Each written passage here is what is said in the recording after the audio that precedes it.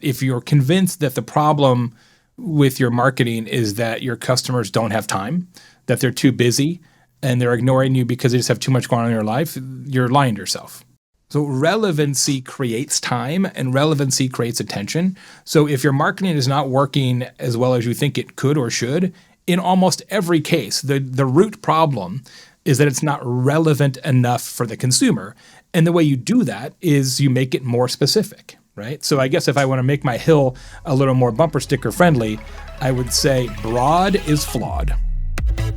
Welcome to the Marketing Millennials, the no BS marketing podcast. I'm Daniel Murray, and join me for unfiltered conversations with the brains behind marketing's coolest companies. The one request I tell our guests, stories or it didn't happen. Get ready to turn the up. Speed is becoming a necessity in customer experience and marketing. Today I chatted with Jay Baer, the founder of Convince and Convert, the best-selling author, and a content marketing legend. We chatted about speed of responsiveness in marketing and customer experience, how you should think about creating content, and the importance of talking to customers. Hope you enjoyed this episode.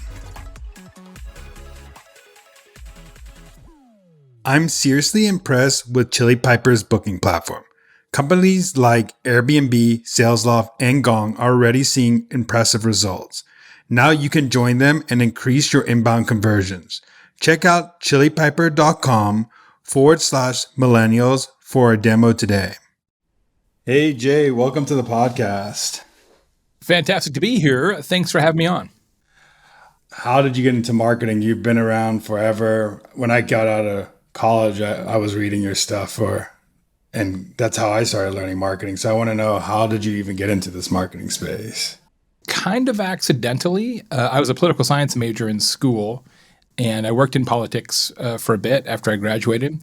And then I realized that that's not really a business that I want to be in full time. It's kind of a tough gig. So I got into what we would now sort of consider to be traditional marketing, right? Because there was no internet, and did that for a little bit. And then I was the spokesperson for the Arizona Department of Juvenile Corrections. So my job was to give tours of the juvenile prison, among other things, and talk to the press and things like that. And I was 23 years old, so I was pretty young to be a spokesperson. And it was okay, but not really. And I was having beers with some friends of mine, and they were like, hey, we started this internet company, and it's starting to get kind of big, and we don't know very much about marketing or communications. And I said, well, that's okay, because I don't want to ever give any more tours of this prison. And so I walked in the next day and quit, and started a day later as the vice president of marketing for an internet company, having never actually been on the internet, because these are the days where it was AOL and CompuServe and Prodigy, and it was like a walled garden. The open internet was kind of a weird, scary, nerdy place. So that was a very interesting first couple of days at work.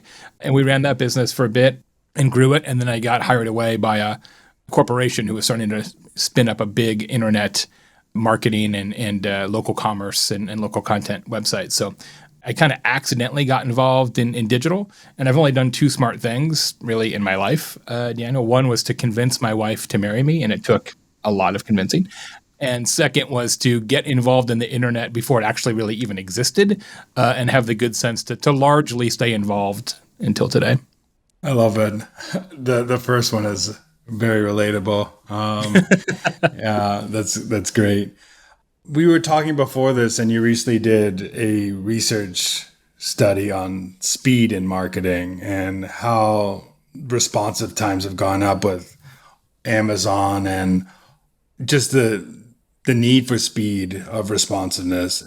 So how do you go about thinking of how speed is going to impact marketing down the line, and how should marketing think about this? One of the things that never stops is the acceleration towards rapidity. So when I started in my career, like as an intern, they didn't even have FedEx, right?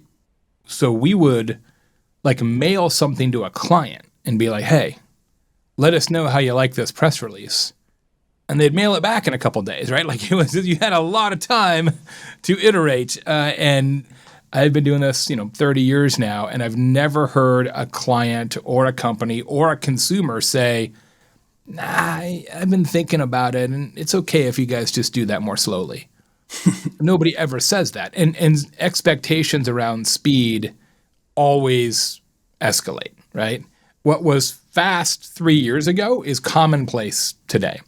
And it's one of the big challenges, I think, for business is to continue to get faster. Ironically, as companies grow, a lot of times they have different, more process, people, just overall BS. And so it actually slows them down. Even though they get bigger, they also get slower, which is kind of counterintuitive. And so this is a huge issue for marketing because the most recent report from Salesforce from last fall suggests that somewhere between 80 and 85% of companies globally, the marketing department is ultimately responsible for customer experience.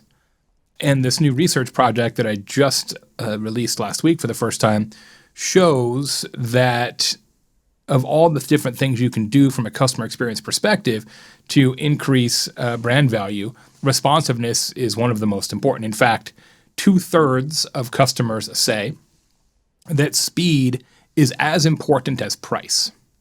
And half of all customers will pay substantially more if they can get whatever they need faster. And that's both faster delivery, faster interaction with the brand, et cetera. And so a lot of organizations, the marketing team has some relationship. Maybe it's an owned relationship, but if nothing else, it's a partner relationship with the kind of the frontline customer service team, whether it's phone, email, chat, social, whatever.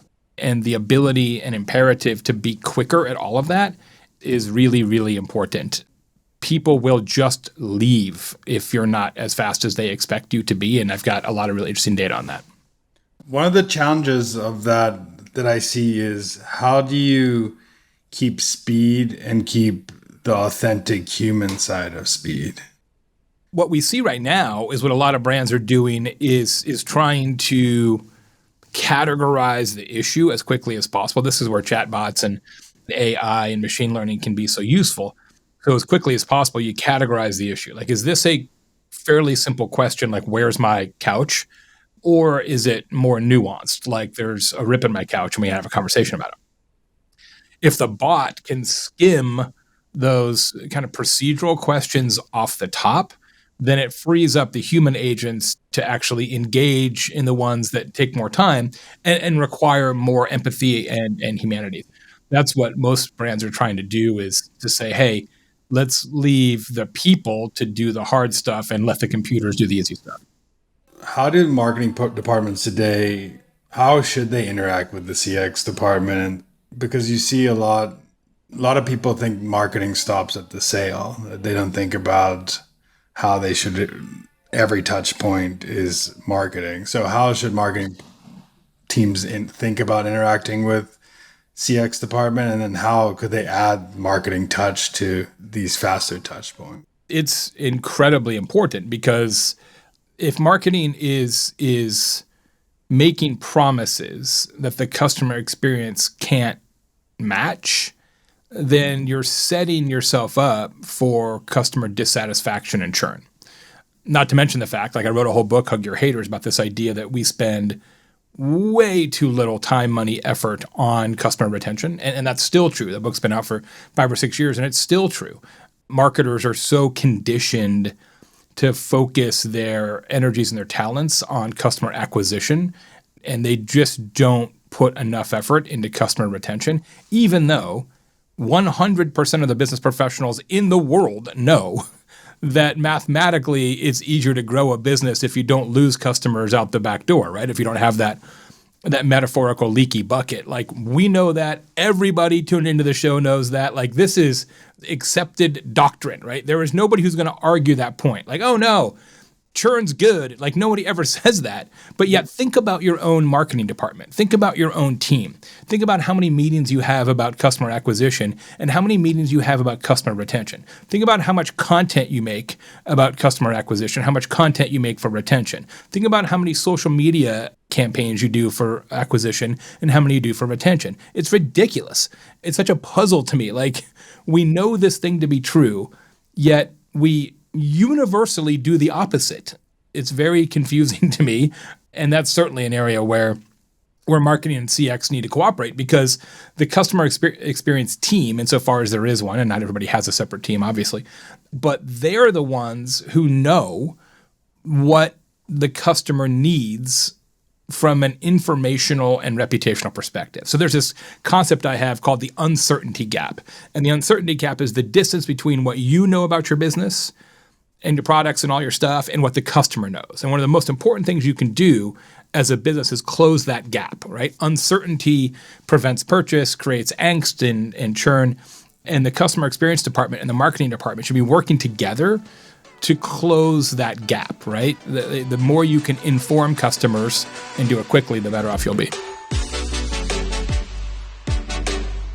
So on the CX side, the speed to response needs to be fast, but how do you think about when you look at all these B2B companies today, for example, the speed to even get to chat with a salesperson for a demo or talk to them about pricing takes forever, and a lot of people don't have time to spend an hour on a call. So how do you think about the speed to first touch, and what should that first touch be for the customer, a new acquired customer? Yeah, I mean, ultimately, there probably should be no touch, right? So here's a crazy stat. It's not from my research. It's from Gartner. Nearly half of all millennial B2B buyers prefer an entirely seller-free experience. They want to learn about the product, compare the product, demo the product, and buy the product without ever talking to a salesperson. So this whole idea, like, request a demo and someday we'll call you back if we have time to give you a demo, is dumb, right? You're much better off having a demo that is self-servable, right? Like, click, watch the demo. It's a video, series of videos, whatever, and then let us know if you got questions that aren't answered by the demo, that kind of thing. This idea that somehow an interaction with a salesperson is ipso facto more likely to close a sale is no longer true. Right now, there's certainly very complex B2B scenarios where everything is bespoke and custom and you can't really off the shelf it. Like, I get all that, but that's the exception, not the rule. You know, what I always tell my clients, and they always kind of raise an eyebrow, and that's okay, is what justification do you have for a customer not being able to give you money without a human conversation? What's your actual justification for that? It's not more efficient. It's not more cost effective for the business. Yeah, I also think it puts a lot of pressure on marketing teams who just thought that they should give leads out, and they didn't think about, hey, right, I have to convince someone to buy something. Yeah, it's not just raise your hand. It's raise your hand and go all the way through the funnel. You raise a really interesting point there, Daniel. Like, it puts a lot of pressure, especially on content. Because if you're saying, hey, let's replace, or at least give the opportunity to replace, some of the face-to-face or human conversation about product quality and sales and all that, if you're going to replace that with self-serve, that's got to be a lot of content, a lot of super specific low funnel content, and also in kind of multiple formats too. So text, videos, configurators, hostage notes, whatever. It's a lot. And most content teams aren't really up to the task yet to create content all the way through the funnel. But if you actually do a content inventory for most brands, unsurprisingly, the overwhelming majority of the content they have is very high funnel. It's awareness stuff. It's maybe a little bit of product comparison stuff. But then when you get into the really low funnel, like, well, what about this weird scenario? Like, there just isn't. It's like, well, talk to a real person. But ultimately, I think all that content's going to have to get created. From what you said before, going back to the conversation we just had at the beginning, it's you get those nuanced stuff from customer service who deals with them all the time, asking those nuanced questions like, how does this product integrate with this product? What does this button do to do that? Like, all those nuanced stuff comes from, you could talk to customer service or ask people where do they get stuck in the funnel? Just a lot of people just don't spend time asking those questions to get those answers for content. One of the things I always recommend is that the marketing team really insists that the customer service or customer experience team or customer success team or whatever taxonomy you want to use, whoever's talking to customers, which is not marketers. I mean, that's one of the things. Let me just go on a quick rant here. One of the biggest problems with marketing as a discipline is that marketing is responsible for creating information that resonates with the customer. Cool, except for the fact that marketing never talks to customers. Not in any routine or comprehensive way. Yeah, you might do some interviews here or there, some focus groups or some surveys or whatever, but marketers are not on the phone or answering emails from real customers all the time. They're just not. So the people who actually understand customer pain points and really understand what customers need and want are the service team and at some level the sales team and maybe even the finance team, depending on the business. So if as a marketing organization, you're not tapping into those parts of your company and saying, what are customers saying? What are they struggling with? What do they love? And using that as the raw material for what you're saying as a marketer, I think you're missing a lot of opportunities.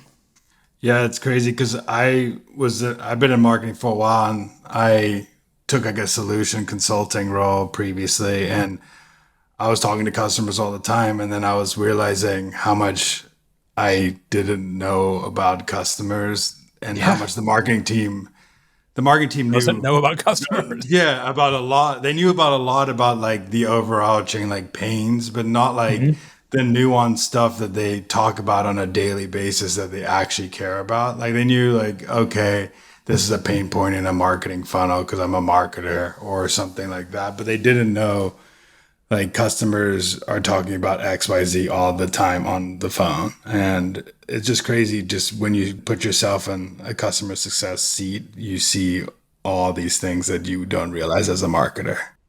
Way, way, way back, my very first real job, I was an intern at a marketing and comms firm in Phoenix called Nelson Ralston Robb. And this was the summer of 1988. And I was 18 years old, and I was an intern. And my boss there, Bob Robb, who ran the shop, called me in like first week. And it was like, hey, I want you to always remember something. I'm like, wow, I'm surprised this guy's even talking to me since he's the CEO and I'm an intern. He said, I want you to always remember something. We don't learn anything of value for our clients sitting in this office. And I never forgot that because the point is that marketers sitting in an office talking to marketers doesn't really give you any insights about the actual consumer.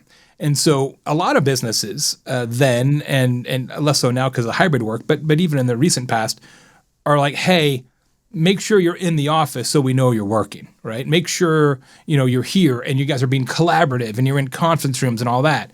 His perspective, and again, this is in the 80s, his perspective is get out of the office. I don't really want to see you in the office. Go visit our clients. And more importantly, go visit the clients of our clients. Go observe them in the wild. Watch customers buy. Watch customers use. And that kind of anthropological approach to marketing is incredibly valuable. And I got to tell you, since I've seen the entire rise of the internet from the beginning, it's one of the things that I think has really hurt marketing as a discipline. We have so much technology and software and click a button and it spits out an insights report and all that.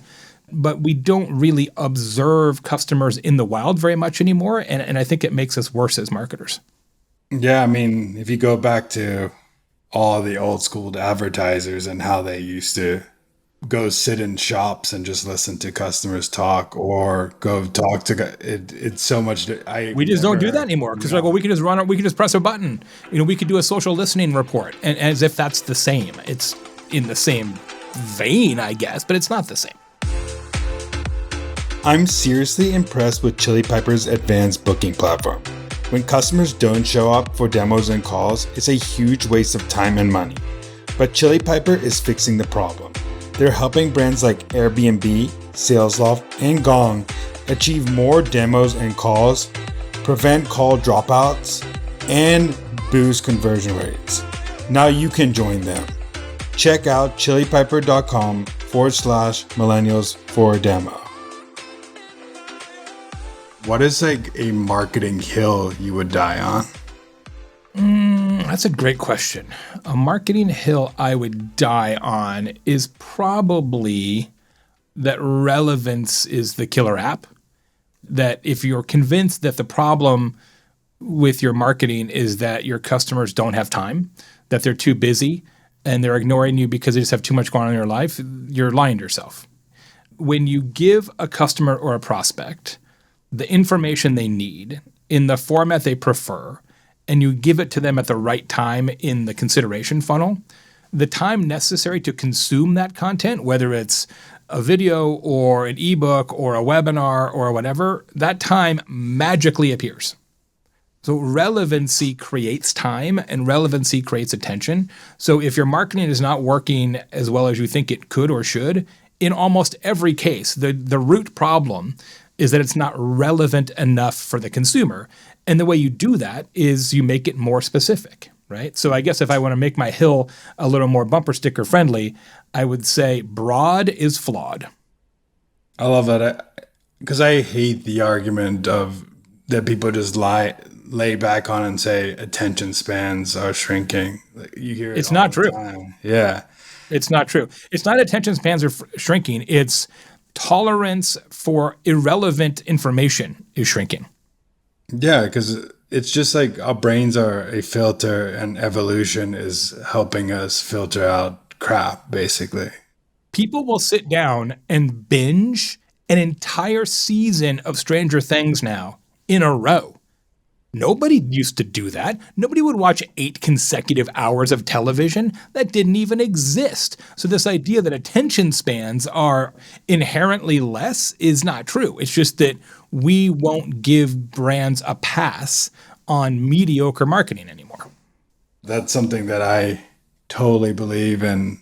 I hear it all the time. I've heard like 5 marketers tell me, yeah, attention spans are bad, so we have to do this. Yeah, of course you need a hook. Everybody needs a hook, but that's part of good content and relevant content. Doesn't matter how long the piece is. Yeah, exactly. Yeah, I don't know how many speeches I've seen people give with the goldfish example, right? Like, the goldfish, only have 7-second attention span, which is the same as a goldfish. Number one, it's not scientifically true. And number two, it's such a lazy approach to marketing. Like, well, I guess the reason our marketing is bad is because consumers don't pay attention. Well, no, the reason our marketing is bad is because you're bad at marketing. I know you talked about speed, but what are some things that are happening in the marketing space that not a lot of marketers are jumping on now? Like a trend that you're seeing that it's taking a lot of marketers a slow time to even move to that trend. This is not new information, but it is interesting to me how many marketers are still reluctant to get involved on TikTok. The ability to acquire an audience there, the ability to generate huge reach and really compelling brand to consumer interactions is frankly unparalleled. It's everything that Meta isn't today and more. I've got some clients that have kind of jumped on that platform and the results are extraordinary, not because of me, but just because of them. Is it for everybody? Well, maybe not. But like every social network, it's aging up and categories are getting broader. There's a lot of opportunities there, and it's surprising how many brands are still on the sidelines. How much do you think of it as them just not knowing to create the content, or is it doesn't fit into their brand guidelines that they... Yeah, I think it's 3 things. One, it feels a little weirdo to them. So like, I don't know, we're not really in touch with that because they don't use it, right? Personally. Second, it feels maybe a little frivolous, I guess, as a platform. That's, I guess, the word I would use. Like it feels kind of lightweight or whatever. And third, they just feel like it's too much of a unregulated kind of Wild West scenario. But none of those things are actually true. And the content approach is not that hard. It's really not. In fact, in some ways it's easier than other social platforms because the super produced, crazy slick, really polished approach doesn't usually work as well, right? So it's easier to kind of say, hey, let's just have a good idea and execute that good idea. and even more like behind the scenes kind of stuff works really well in many cases too. So I think it's worth trying. I have my own TikTok channel now, which is all about tequila education and tequila reviews. So that's my side hustle. And I started it a few months ago, and it's been great. It's super fun. It's not a overwhelming success, but it's a pretty niche topic as well. But it's amazing to see how fast you can build an audience there versus anywhere else. Yeah, that's a great pivot, because you recently did something where, and not many people know you're a tequila connoisseur, but you recently audited 68 tequila brands. Yeah. Who would, you could give the criteria of how you audited, sure. But like, what are some cool findings that you found from auditing all these tequila brands? So I said, hey, let's combine what I know about business with what I love, which is tequila and agave spirits. So there are hundreds of active tequila brands, hundreds. It's a very diffuse market, hundreds of brands.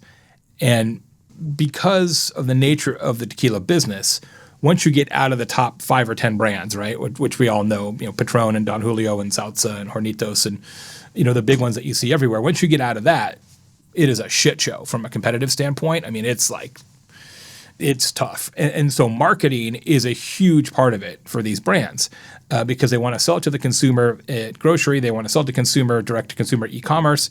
And then certainly they want consumers to look at a bar and be like, oh, I recognize that bottle. I want that one. That's all marketing and packaging. And Instagram is one of the key platforms that tequila brands used to market their product. I would love to have done this analysis on TikTok, but not enough tequila brands are on TikTok yet. But on Instagram, most of them are. And I ran an analysis with the help of my friends at Rival IQ, which is a great social media competitive software package. And we looked at, all right, show me all the tequila brands that are posting at least twice a week, if I recall correctly, a couple times a week, so at least they're pretty active, and have at least 2,500 followers, so at least they've been doing it a bit, and have at least, I think it was 80% of their overall engagement was organic. So there were a few brands that you might recognize, like Patron, who would have made the list of 68, but have a high enough investment in Instagram advertising that some of their success is purchased. And we wanted to kind of set that aside and only look at organic engagement on Instagram just to kind of see what the content strategy looked like. So it was a pretty in-depth analysis. It's like a 16-page report. And so we ended up with 68 brands that met those conditions. And it was really interesting because there's a lot of celebrity-owned tequila brands. You might know that, right? So like Kendall Jenner has one. Obviously, George Clooney has one. George Strait has one. Sammy Hagar has one.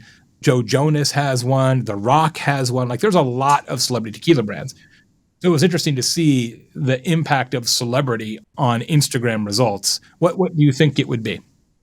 From the celebrity brands, I think they would have the highest followers, but the least engagement, because I feel like celebrities have way too much broad reach, not niche reach. Like if I would rather buy from someone who, like you, knew tequila and could talk about tequila than someone who has just made a brand. And it's partially because a lot of these celebrity tequila brands are relatively new. So they have big audiences, but not so big where it starts to mess with the algorithm. You know what I mean? Like at some point you get so many followers that it's really impossible mathematically to have a high engagement rate. Most of them are not quite there yet. So of the top 11 brands of tequila on Instagram, 7 were celebrity owned or celebrity, backed or whatever. The number 1 brand is Via One, which is Joe Jonas's brand. They're not a particularly large tequila brand and they're relatively new, not particularly well regarded in the tequila community. But from an Instagram perspective, specifically, they were the best.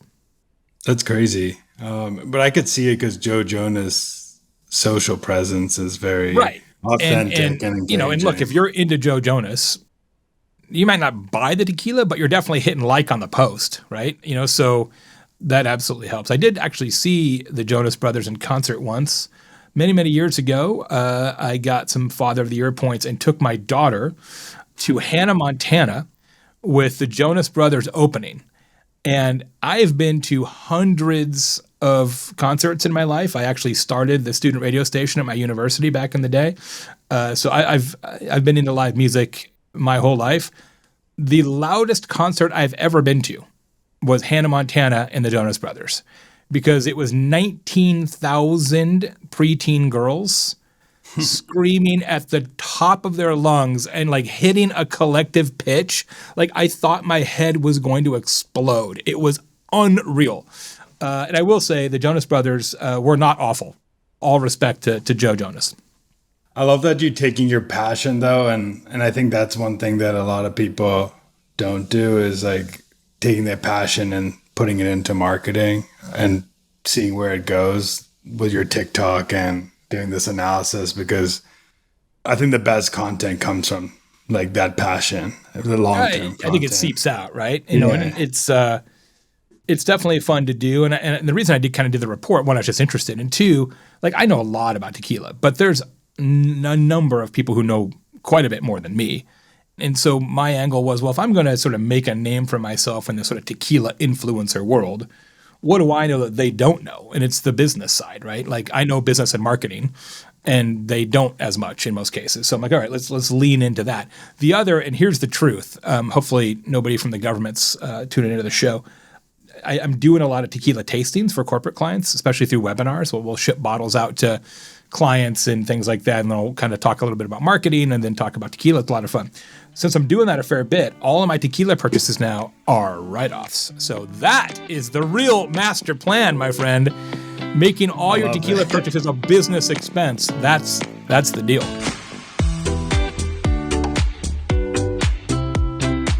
What is one thing, if someone was starting out in marketing today, that you would tell them that they will come and thank you 5 years later?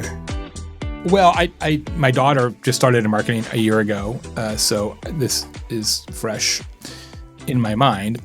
I think ultimately there's only 3 jobs in marketing. You're either on the creative side, the people side, or the math side. That's it. Like there's a lot of titles and whatever, but there's only 3 pieces to it. And you got to understand at some point, and ideally pretty quickly, which of those 3 is your deal, and then just really focus on that piece of it. Not that creatives don't need to know math, they do, and not that kind of the personality folks and the human capital folks don't need to be at least creative enough to be dangerous, they do. But understanding which marketing role is for you and doing that as quickly as possible is I think very good career advice. I love that you made it into the simplest form of what marketing roles are.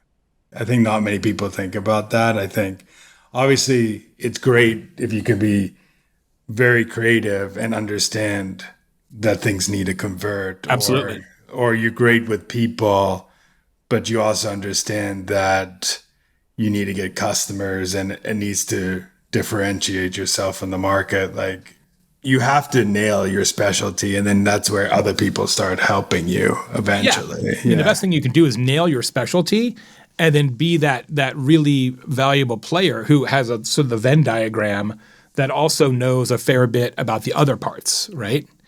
You know, you're never going to be the best at all 3, but if you're really, really good at one and decent enough at the other 2, yeah, that's when you got somebody who can really make a difference in an organization. Who in the marketing space currently has been inspiring you? You know who's really great at sort of thinking through, we were talking earlier about kind of mid and low funnel and churn and stuff like that. My buddy Joey Coleman is so good at that. His book, Never Lose a Customer Again, is awesome. Really, really fantastic. He's a great thinker around retention. Let's see. My buddy Jesse from the Savannah Bananas, his new book, Fans First, is incredible. All about how to delight customers. And it's very in the same kind of vein as my book, Talk Triggers, around word of mouth. It's really awesome. He's great. I'm always inspired by Mitch Joel. He's such a thoughtful leader and just a brilliant, brilliant guy. He says things all the time that I'm like, wow, that's incredible.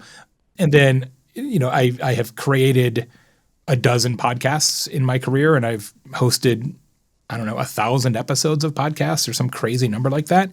And so I'm always paying attention to what's happening in the podcast world. And Tom Webster is the leading voice in that space. Like, what's happening with podcasts, with monetization of podcasts, with marketing in podcasts. He's the best. And so I pay attention to that also.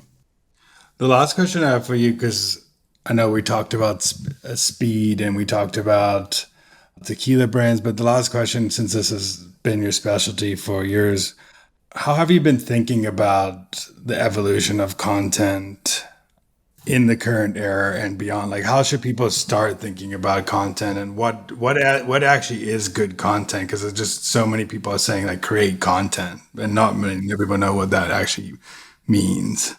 Yeah, the best way to go about it is to literally do a detailed customer journey map and then lay on top of that all the questions that a customer or prospect might reasonably have at each of those nodes, and then create content that answers all those questions, and then create that same content in multiple formats. So the holy grail is customer can get all questions answered all the way through, including post-purchase. And if they only want to watch videos, period, they can do that, right? If they only want to read, they can do that. So you kind of go down topically and then across from a format standpoint. That kind of XY axis is the best way to go about it. And I think one of the challenges with content marketers today is they're trying to make it too much of a creative exercise. Yeah, there's some cool stuff you can do, especially top of the funnel. But here's what you should do. Just answer all the questions that customers have with content. Like, do that and then worry about other stuff. I totally believe that people, I think, have been overthinking content, and you could do things, answer those questions in a creative way, but sure, of course.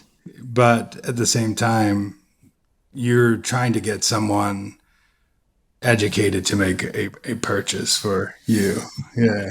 I wrote this post years ago on Convince to Convert that basically nobody is interacting with your brand to be entertained, unless you're an entertainment brand, right? I mean, if you're Netflix or, you're Comedy Central or whatever, different story. But most of us are not that and are not going to be. Nobody's coming to be entertained, right? They're coming because they have a question or they have a problem. That's it. That's the only reason that they're coming to your website, that they're engaged with your content at all. They have a question or they have a problem. So figure out what the questions are, figure out what the problems are, address those. And then if you got time remaining, then, whatever, do a puppet show. Well, this has been awesome. I want to give you a minute or two to talk about what you're up to, where people could find you, anything about you. Thanks so much. If you like tequila, follow me on Instagram and TikTok. Just look for Tequila Jay Baer. If you like marketing, I'm on all the places, of course. But the best place to reach out and hang out is with my newsletter. It's called The Baer Facts. Comes out every 14 days on email, as well as on LinkedIn. And each issue includes a marketing or customer experience lesson. And it's usually something that happens in my own weirdo, unusual life. And I try and create a little story or an allegory that teaches some important principles. And then each edition of the newsletter also includes a podcast review, a book review, sometimes a tequila review, and other stuff that I think is cool. So some people, and not just my mom, say they think it's the best email on the internet. I don't know if I would go that far, but it's pretty damn good and I work hard at it. So if you go to thebaerfacts.com, BAER, thebaerfacts.com, you can sign up for free. I love that you said your mom, because I have this thing, a joke that if you want to get your first 20 newsletter subscribers, tell your mom. And I think it's exactly. If you really want, she'll share with the ladies. Exactly. Ladies. Yeah, my mom is the president of the Quilt Guild. So yeah, all the Quilt Guild ladies, they don't know anything about marketing, but they read the newsletter.